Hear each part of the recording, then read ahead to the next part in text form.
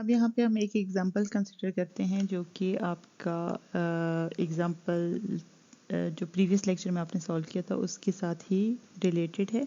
सारा डेटा आपके पास वही है, सिर्फ यहाँ पे आप उसमें लॉसेस को कंसिडर कर लेते हैं। जो आपने प्रीवियस एग्जांपल सॉल्व किया था 3A लास्ट लेक्चर में, उसमें आपने कहा था मेरे पास 3 यूनिट का सिस्टम है, हर एक यूनिट की मैक्सिमम मिनिमम आउटपुट आपको दी गई थी और इनपुट आउटपुट कर्व दी गई थी। ठीक है, जैसे कि अगर आपको याद हो तो फर्स्ट जो यूनिट था उसकी मैक्सिमम आउटपुट 600 मेगावाट थी और मिनिमम आउटपुट 150 मेगावाट थी। इसी तरह उसकी एक इनपुट आउटपुट कर्व थी। सेम यूनिट 2 और यूनिट 3 आपके पास इनपुट आउटपुट उनकी पावर्स गिवन थी एंड देन आपके पास उनकी input output curve characteristic curve given थी। ठीक है, सिस्टम एग्जैक्टली वही है, आपने उसी को सॉल्व करना है फॉर इकोनॉमिक लोड डिस्पैच। लेकिन यहाँ पे आपने उस सिस्टम के लिए जो लॉसेस कंसिडर किए हैं वो इक्वेशन आपके सामने आ रही है, which is P loss is equal to 0.0003 P1 square, then 0.009 P2 square and then 0.00012 P3 square। जो सबस्क्रिप्ट में P1, P2, P3 आ रहा है वो आपकी यूनिट 1, यूनिट 2, यूनिट 3 को रिप्रेजेंट कर रहा है। तो जब आप इसका सोल्यूशन फाइंड आउट करते हैं तो आपका, और लैग्रेंज मेथड से ही आपने इसको सॉल्व करना है, तो फर्स्ट ऑफ ऑल आप वही करेंगे जो फर्स्ट ऑर्डर डेरिवेटिव आपने सॉल्व करना था, और जो फर्स्ट ऑर्डर डेरिवेटिव अभी प्रीवियस एग्जांपल में प्रीवियस स्लाइड पे आपने सॉल्व किया था इंक्लूडिंग लॉसेस, तो जो कंक्लूडिंग इक्वेशन आपके पास आई थी वो आपके पास आई थी D F of I which is fuel cost divided by D P of आई,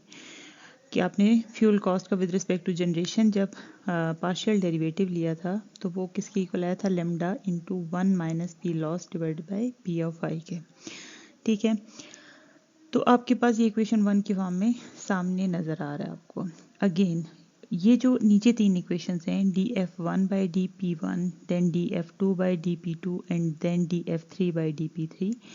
ये वही इक्वेशंस हैं जो आपने प्रीवियस एग्जांपल में सॉल्व किया था, जो इनपुट आउटपुट कैरेक्टरिस्टिक्स कर्व की इक्वेशन गिवन थी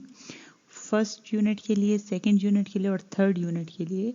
जब आपने उसका पार्शियल डेरिवेटिव लिया था with respect to P of I. ठीक है, तो आपके पास ये इक्वेशंस बनी थी, तो ये वही इक्वेशंस उठाई गई हैं यहाँ पे। या आप इसको दोबारा भी सॉल्व करना चाहते हैं, इनपुट आउटपुट कैरेक्टरिस्टिक कर्व का जस्ट पार्शियल डेरिवेटिव ले लें तीनों यूनिट्स का, तो आपके पास ये तीन फ्यूल कॉस्ट की इक्वेशन आ जाएंगी, जो आपका change in fuel cost with respect to the power आ रहा है। ठीक है,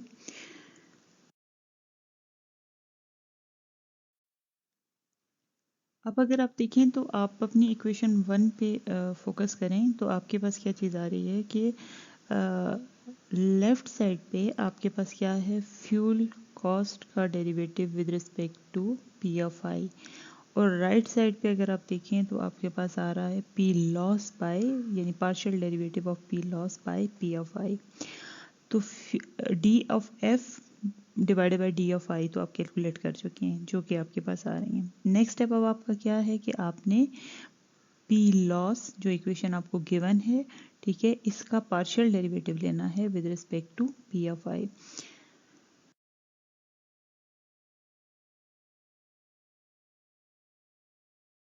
जब आप पी लॉस का पार्शियल डेरिवेटिव लेते हैं with respect to P one, तो आपके पास ये जो सामने स्लाइड पे आपकी इक्वेशन 1 आ रही है ये आ जाती है। देन पी लॉस की इक्वेशन का पार्शियल डेरिवेटिव लेंगे with respect to P two, तो second equation, then P loss का partial derivative with respect to P three and you will get third equation. ठीक है, तो अब जो फाइनली आपने लैग्रेंज बनाया था, ठीक है, या आपने सिंपल जो आपकी आपने कहा था कि फर्स्ट ऑर्डर कंडीशन मेरे पास जो बनती है इंक्लूडिंग लॉसेस, तो आपके पास ये इक्वेशन बनती है। क्योंकि अगेन मैं फिर बता देती हूँ कि आपने कहा था कि जो डी लेफ्ट साइड पे आपके पास क्या आ रहा है कि आपने फ्यूल का पार्शियल डेरिवेटिव लेना है with respect to P of I, और राइट साइड पे आपने लेना है पी लॉस का partial derivative with respect to P of I. तो अब दोनों आप कैलकुलेट कर चुके हैं। ठीक है, तो सिंपली उठा के इस इक्वेशन में डाल दें।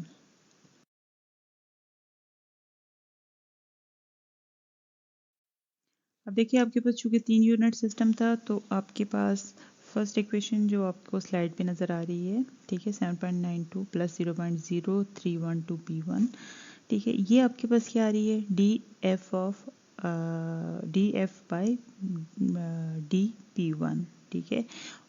Equal to lambda and 1 minus d p loss divided by p one. तो आपने सिंपल ये जो प्रीवियस इक्वेशन आपने एक इक्वेट करवाई थी कि फर्स्ट ऑर्डर कंडीशन से जो आपके पास जो कंडीशन आ गई है लैग्रेंज की, उसमें आपने यूनिट 1 के लिए जो इक्वेशन बनाई है वो आपकी इक्वेशन 1 बनती है। इसी तरह से आपके पास जो यूनिट 2 होगा उसमें आप जब वैल्यूज डालेंगे तो इक्वेशन 2 पे आ जाएं तो d f two divided by d p two, ये आप कैलकुलेट कर चुके हैं। यहाँ पे इसकी वैल्यू डालें तो so you will get 7.85 plus 0.0388 p two equal to lambda 1 minus P loss divided by partial derivative of second loss का जो आपने डेरिवेटिव लिया था with respect to second power के साथ, सेकेंड यूनिट की पावर के साथ, तो आपके पास ये इक्वेशन आई थी which is 2 into 0.00009 P two. इसी तरह थर्ड वन आपके पास क्या आ जाएगा, T partial derivative of fuel cost with respect to P three, जो ऑलरेडी आप कैलकुलेट कर चुके हैं फर्स्ट एग्जांपल में भी और इस एग्जांपल में आपने उसको रिकॉल किया है which is 7.97 plus 0.00964 P three and then which is equal to lambda 1 minus again partial derivative of P loss with respect to P3, you will get 2 into 0.0012 P3। और जो मेन आपके पास constant आ जाता है, आपने कहा था कि generation must be equal to load plus losses, तो आप उसको इस फॉर्म में भी लिख सकते हैं P1 plus P2 plus P3 minus P load आपके पास कितना था 850 मेगावाट्स, जो फर्स्ट एग्जांपल में आपको गिवन था, ठीक है, वही डेटा आप यहाँ पे रिपीट करें और माइनस P लॉस, ठीक है। तो अब यहाँ पे देखें आपके पास 4 इक्वेशन आ गई हैं, ठीक है। इक्वेशन 1 जो सबसे पहले गिवन है, देन आपके पास इक्वेशन 2 जो F2 के साथ है और P2 के साथ है,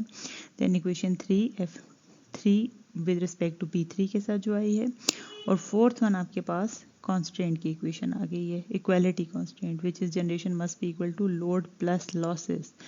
ठीक है। अब आप 4 इक्वेशन हैं और 4 अननोन हैं, P1, P2, P3 and lambda, ठीक है। आप इसको सॉल्व करोगे, अब आपने सिस्टम को सॉल्व करना है।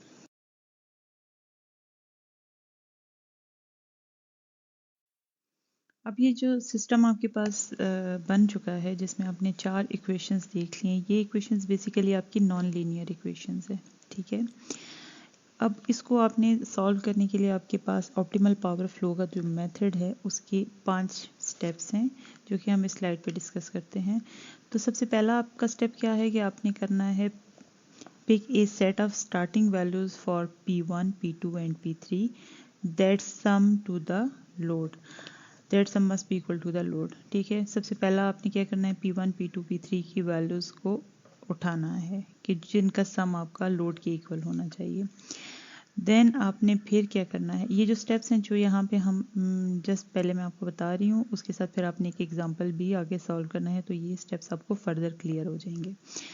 सेकेंड स्टेप जो होगा वो आपका क्या होगा, calculate the incremental losses partial P loss divided bye partial P of I as well as the load as well as the total losses P loss, ठीक है। आपने वही इक्वेशन कैलकुलेट करनी है, यानी पार्शियल P लॉस वाली equation, partial derivative of P loss with respect to P of I आपने calculate करना है, और देन आपने टोटल लॉस कैलकुलेट करना है, जो भी तीनों का लॉस आता है P1 का, P2, P3 का, आपने उसको सम करना है तो वो आपके पास टोटल लॉस आ जाएगा। और ये जो पार्शियल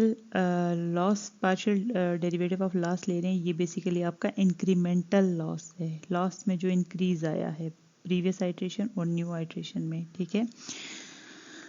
तो सेकंड स्टेप आपका क्या हुआ कि आपने incremental losses with total losses calculate करने हैं, ठीक है। अब थर्ड स्टेप पे आ जाते हैं। तो थर्ड स्टेप पे आपने लेमडा की वैल्यू कैलकुलेट करनी है, और देन फिर आपने P1, P2, P3 की वैल्यू कैलकुलेट करनी है,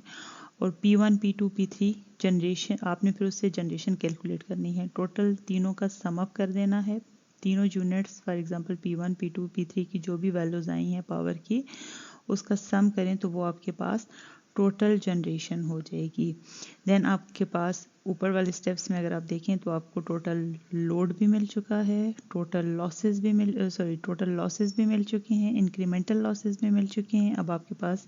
total after calculation of the lambda अब आपके पास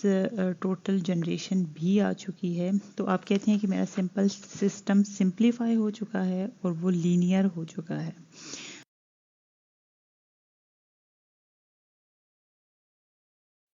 फोर्थ स्टेप में आपने क्या करना है, compare P1, P2 and P3 from step 3 to the values used at the start of the step 2. If there is no significant change in any one of them, then go to step 5. कि अगर आपने जो P1, P2, P3 की आपके पास new values आ चुकी हैं, आपने उसको मैच करवाना है जो आपने स्टार्टिंग में ली थी। स्टार्ट में जो आपका स्टेप 1 था उसमें आपने क्या किया था कि पिक की थी P1, P2, P3 की वैल्यूज़। अब जो आफ्टर कैलकुलेशन आपके पास P1, P2, P3 की वैल्यूज़ आई हैं, आपने इनको मैच करवाना है जो स्टेप 1 में आपने पिक की थी।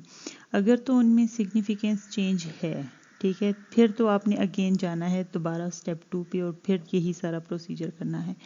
लेकिन अगर जो आपकी स्टार्टिंग वैल्यूज़ थी जो आपने स्टेप 1 में ली थी वो वैल्यूज़ और स्टेप 4 वाली P1, P2, P3 की वैल्यूज़ में कोई चेंज नहीं आ रहा, बहुत मिनिमम सा चेंज है, माइनर सा चेंज है जिसको आप इग्नोर भी कर सकते हैं, या वो कांस्टेंट हो रही हैं, उनमें चेंज नहीं आ रहा, तो फिर आपने स्टॉप कर जाना है, फिफ्थ स्टेप पे चले जाना और फिफ्थ स्टेप आपका क्या है, डन या स्टॉप हो जाता है। अब यही जो आप लोगों ने 5 स्टेप्स सुने हैं ऑप्टिमल पावर फ्लो के, इसके साथ ही आपने इसको सॉल्व करना है।